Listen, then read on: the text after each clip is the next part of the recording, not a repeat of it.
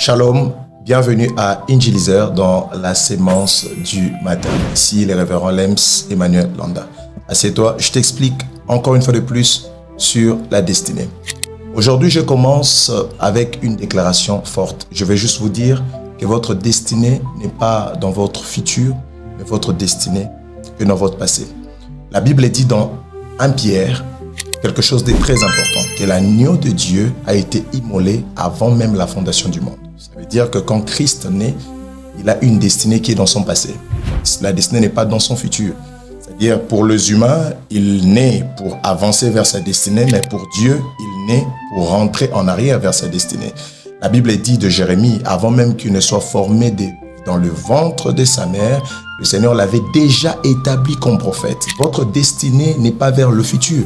Votre destinée est vers votre passé. Lorsque vous naissiez, questionnez Dieu sur ce qu'il avait déjà prévu pour vous avant même que vous n'existiez. Et le Seigneur vous révélera cela.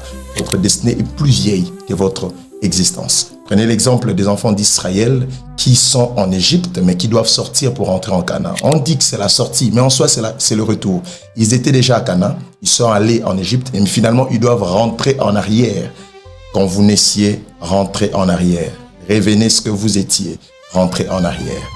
Dieu vous bénisse, comme on dit encore chez nous. Shalom.